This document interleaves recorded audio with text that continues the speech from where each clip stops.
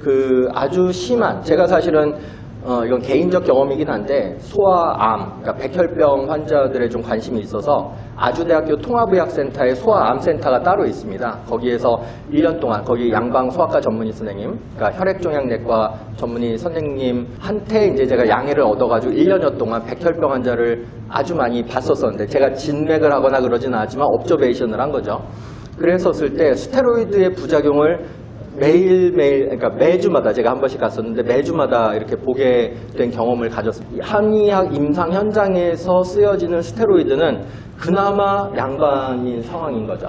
이렇게 백혈병 환자 애들이 아토피가 70%가 병발이 되거든요. 그런 애들한테 고농도로 스테로이드가 이렇게 투약이 되고 도포가 되는 상황 속에서 여러분들 교과서적으로 아마 보셨을 거예요. 문페이스라고 달덩이 같은 그런 얼굴을 가진 애기들, 그런 애기들이 이제 스테로이드 부작용으로 이제 보게 되면서 아, 내가 봤던 그 스테로이드 부작용은 정말 양반이었구나 이런 생각을 많이 하게 되는데, 어쨌든 저는 주로 7, 8세 이하 애기들, 그리고 나이가 많아봤자 한 10세 이하 애기들의 아토피 환자들을 주로 많이 봤던 경험적 제한성을 가지고는 있지만, 스테로이드를 대부분 처음부터 끊으라고 얘기는 안 합니다. 왜냐하면 바로 끊게 되면은 이 리바운드 현상이 굉장히 많이 일어나요. 그렇기 때문에 반드시 병행요법을 하라고 말씀을 드리거든요. 보통 짧으면은 한두 달, 좀 길면은 6달 이상 병행요법을 실시를 하다가 스테로이드의 노출 빈도를 점점 이렇게 줄여나가는 방식으로 하기 때문에 거의 대부분 제가 이제 케어를 했던 애기들 같은 경우에는 100%라고 하면은 거짓말이고 거의 90% 이상은 스테로이드 노출을 거의 없이도 안정적으로 아토피 관리를 해냈던 그런 임상적인 경험을 가지고 있습니다. 다만 저는 중상 레벨 이하, 그러니까 입원이 필요할 정도로 아토피가 심한 애들도 가끔씩 있거든요. 그런 애기들은 경험적으로 5% 이하밖에는 못 봤기 때문에 대부분 95% 있는 애기들, 중상 레벨 이하에 있는 애기들 같은 경우에는 대부분 그런 과정을 통해서 탈스테로이드 과정에 진입을 하게 된다. 이렇게 나름 자신 있게 말씀을 드릴 수는 있을 것 같습니다.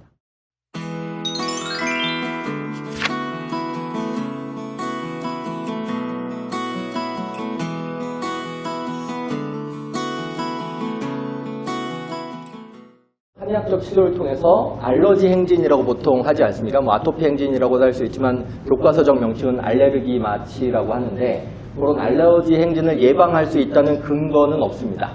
다만 초기에, 태열 초기에 아니면 아토피 초기에 아토피가 최소화될 수 있도록 관리는 충분히 해낼 수 있기 때문에 그런 애기들은, 물론 이제 그 대조 실험은 어렵긴 하지만 임상적 상황에서 그런 애기들이 비염으로 충분히 많이 갈 수 있을 것 같은 알러직 사이너를 보였던 애기들도 만 3돌, 4돌 이후에 예상보다는 좀 덜 나타나는, 발현되는 그런 임상적인 피드백은 받지만 실제적으로 잘 설계된 임상시험 속에서 그게 확인된 건 아니기 때문에 긍정적 영향력은 분명히 발휘할 수 있을 거라고 예측은 하지만 아직은 검증 전이다, 이렇게 말씀을 드릴 수가 있을 것 같습니다. 그래서 저는 아토피 초기에 그냥 스키너시 쓰시라고 말씀을 많이 드립니다. 그런 알러지 비염이나 그런 것들에 대한 예방적 효과가 검증이나 확인은 안 됐지만 충분히 긍정적인 영향을 미칠 수 있을 것이다 라고 조심스럽게 확신합니다.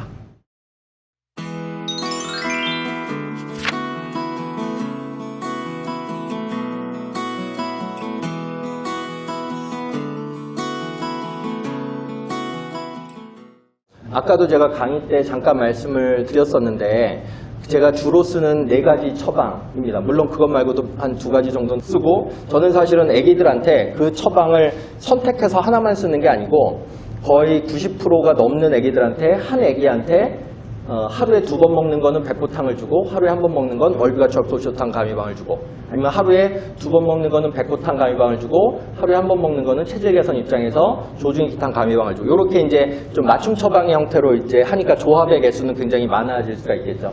그렇게 되었었을 때 그 처방 구성을 나중에 다 찾아보시면 나오지만, 이런 얘기 입방정이 돼가지고 또 근간에 어떤 일이 벌어질지 모르겠지만 약간의 자랑질을 해보자면, 지금까지 제가 20년차 한의사거든요. 근데 지금까지 요 처방을 포함해서 많은 애기들 환자를 진료를 해왔지만 약화사고가 0건이고 의료사고 0건, 의료중재 0건, 의료소송 0건입니다. 그리고 제가 환자를 굉장히 많이 봤거든요. 그러니까 이 애기들에게 있어서 적절한 용량 이하로 처방을 하고 잘 관리만 되어질 수 있다면 전혀 간독성은 걱정하지 않으셔도 된다라고 저는 100%라고 얘기하기는 좀 그렇고 99.5% 이상 확신을 가지고 간독성에 대해서는 프리하게 생각하셔도 된다. 이렇게 말씀을 드릴 수가 있을 것 같습니다.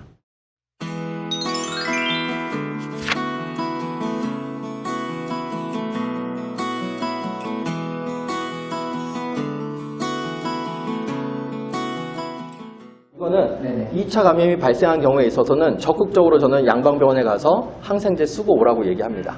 저는 이제 개인적으로는 일본 한의학을 주로 공부를 했기 때문에 일본은 여러분들 다 아시겠지만 의료가 일원화된 국가 아닙니까? 의료 일원화의 여러 가지 국가 보건 시스템이 좀 같은 의료 일원화라 하더라도 조금씩 뭐 중국식 의료 일원화도 있을 수 있고 일본식 의료 일원화도 있을 수 있고 하지만 저는 일본식 의료 일원화 시스템 내에서 만들어지는 논문이나 책들을 주로 많이 공부를 했기 때문에 그런 거에 좀 친숙성을 가지고 있는데 일본은 명치우신 이후로 한의사가 없어졌잖아요. 근데 알고 계실지 모르겠지만 일본은 한의사가 없다고 한약 처방이 안 될까요? 아니면 적게 될까요? 아니면 돌팔이들이 하고 있을까요? 전혀 그렇지 않습니다. 일본에서는 우리가 흔히 얘기하는 일본의 양방, 그러니까 의사 선생님들, 일본의 의과대학을 졸업하신 양방 의사 선생님들이 한약도 처방하고 양약도 처방합니다.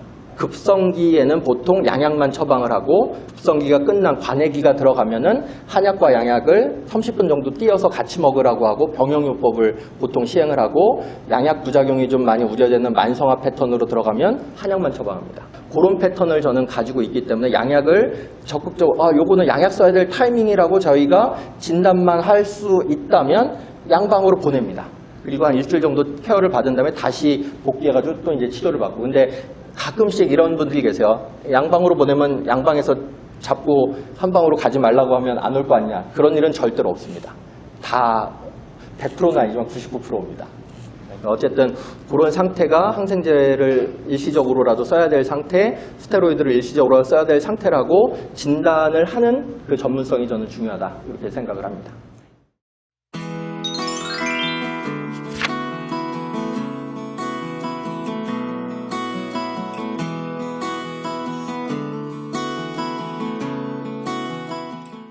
예, 이거는 이제 전형적인 회피요법으로서의 어떤 방안을 섭생법으로 말씀을 주신 건데요.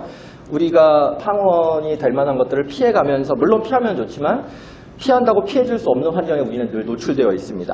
이 실내에도 미세먼지가 얼마나 많습니까? 우리가 보이지 않지만 여기에 중금속도 굉장히 많을 거라고 저는 생각을 합니다. 굉장히 피부 자극이 많이 될 것이기 때문에 저는 피부를 조금 더 치료에 도움이 되는 방식으로서는 회피요법의 방점을 찍는 거는 너무 소극적이기도 하고 별로 효용성이 없다. 그렇기 때문에 아까 제가 잠깐 슬라이드 강점 관점이라고 혹시 지나간 거 기억하시나요?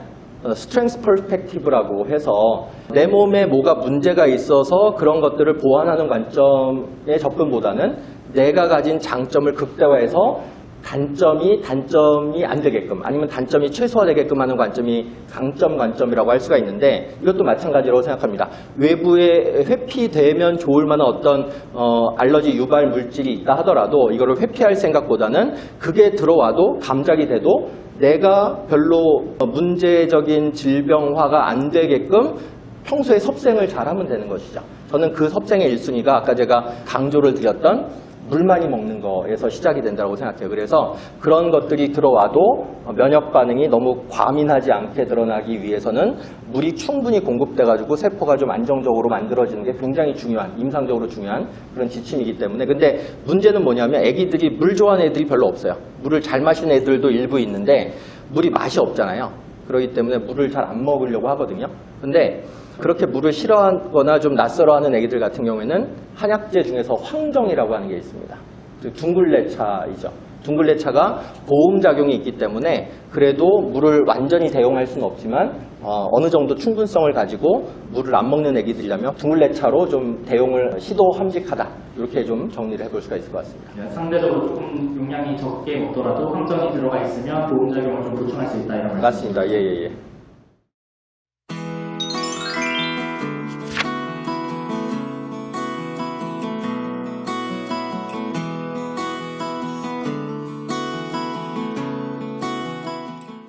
목욕은 이렇게 횟수가 예전에는 그렇게 자주 하지 않는 게 더 좋다라고 했는데 땀을 포함해가지고 애기들도 많이 돌아다니니까 어린이 뭐 문화센터라든지 엄마를 따라서 많이들 돌아다니니까 어린이집을 포함해서 많이 다니고 있기 때문에 그런 오염물질들이 많이 피부에 접촉되어 있는 경우가 많습니다. 그래가지고 그것들을 헹궈준다, 씻겨준다는 의미에서 왜냐하면 그것이 어떤 센서티브한 요인이 될 수가 있기 때문에 목욕은 옛날에는 뭐 2, 3일에 한 번 해라, 일주일에 뭐 한 번만 해라 이런 얘기들이 권면되었던 시절이 있었습니다. 15년 전. 근데 그 이후에는 지금 목욕은 매일매일 하는 게 원칙입니다.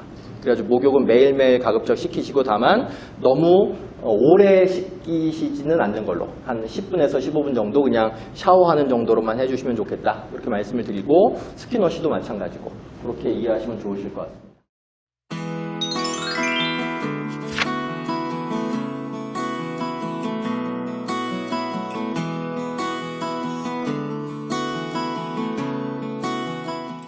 면역력이 개선되는 한약을 먹으면 면역력이 개선됩니다. 근데 면역력을 아시겠지만 그 중약대사전 같은 거 보면은 굉장히 한약의 종수가 많습니다. 그렇기 때문에 옛날에 한약재 중에서 한약재를 이용해가지고 조선시대 때는 왕한테 반란 일으킨 신하, 개겼던 신하 다 사약으로 죽이지 않습니까? 그 사약이 뭘로 만들어졌죠? 한약으로 만들어졌죠. 그거는 오래 먹어서가 아니고 한 첩만 먹어도 피토하고 사망하지 않습니까? 그러니까 한약에는 스펙트럼이 굉장히 많은 거예요. 그러니까 10만 종의 한약이 있다라고 했었을 때 극좌 또는 극우라고 할 수가 있는데 어째 정치적인 얘기가 전혀 아니고 어쨌든 이 극단적인 어떤 독성 한약이 있는 반면에 이 또 극단적인 한 축에서는 없어서 못 먹는 그런 한약들도 있는 거죠. 그러니까 대부분 애기들한테 쓰는 한약은 이런 없어서 못 먹는 계열의 한약들이 많이 있기 때문에 이 약들을 적절하게 선별해가지고 쓰면은 면역력이 대부분 좋은 면역으로 된다라는 의미로 개선이 이루어집니다. 조금만 심도 있게 질문을 드리면 면역계를 강화시키는 어떤 강점에 대한 어떤 공략법 이런 걸 말씀해 주셨는데 면역 요법 중에는 이제 실제로 그 항원을 주입해서 감작을 시도하는 그런 치료법도 있잖아요. 단계적 탈감장 요법 뭐 이런 것들이 있죠. 것들도 혹시 시도하시거나 고려를 하시나요? 그러니까 저희 한의원에는 사실은 아토피 애기들이 굉장히 많이 오기 때문에 그 설하 면역요법이라고 하는 걸 시행하는 애기들이 상당히 많습니다. 양방에서도 그 증상 치료만이 아니고 면역요법을 요새 굉장히 많이 시도를 하는데 보통 양방에서의 면역 치료는 3년에서 5년 정도 합니다. 마치 예방 접종을 맞듯이 설하 면역요법 같은 걸 시행하고 오는 애기들이 많은데 글쎄요, 그런 단계적 탈감장요법이 의미가 없진 않겠지만 저는 한의학적인 접근법을 취한다면 굳이 단계적 탈감장요법에 의존하지 않고도 충분히 면역력이 좀 안정될 수 있는 효과를 이룰 수 있지 않을까 이렇게 생각을 합니다. 한약이 더 우수하나요? 예.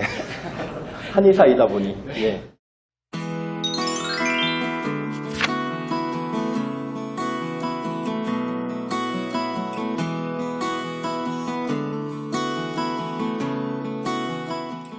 아닙니다. 제가 논문으로 이제 공개를 드렸기 때문에 전국에 어떤 한의원, 한방 의료기관을 가셔도 제가 또 한의사 선생님들 대상으로 강의를 꽤 많이 했었거든요. 그러니까 그 한의사 선생님들은 제가 용량까지, 그러니까 약의 종류뿐이 아니고 약의 그 종류의 비율까지도 다 100% 공개를 했고 어떻게 운용을 하시라 요러한 난점이 있으면 이렇게 대처를 하시면 된다까지 다 설명을 드렸기 때문에 전국 어떤 한의원을 가셔도 동일한 스킨워시 처방을 받으실 수 있습니다.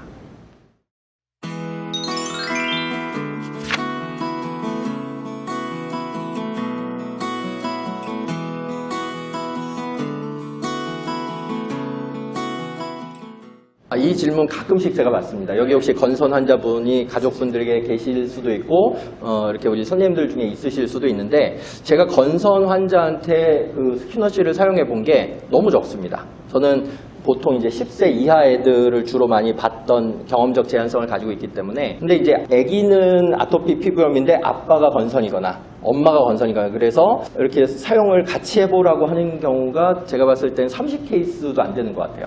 그래서 제가 이거는 아토피는 뭐 수천 건의 케이스가 있기 때문에 사실은 아주 자신 있게 확실하게 좀 혼을 담아서 말씀을 드릴 수가 있는데 건선에 대해서는 제가 케이스가 별로 없어서 근데 좋아지는 것 같다라는 정도의 보고만 받았어요. 근데 저희가 그거를 연구를 안 했기 때문에 근데 분명히 긍정적 영향이 있을 거라고 생각은 되어집니다. 감사합니다.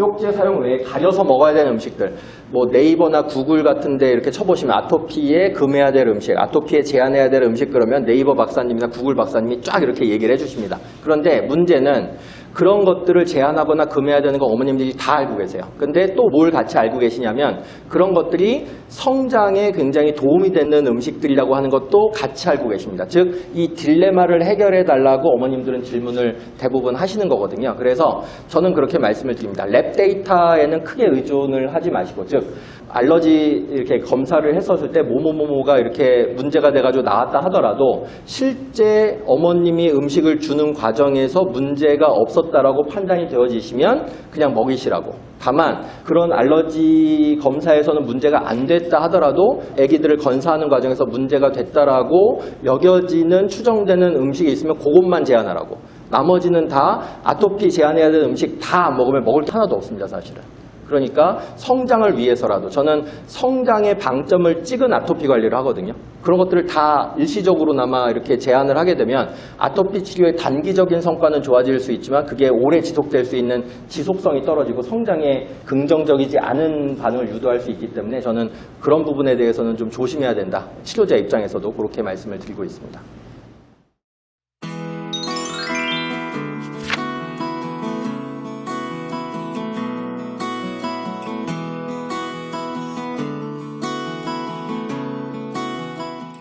예, 좋을 거라고 예상이 되어집니다.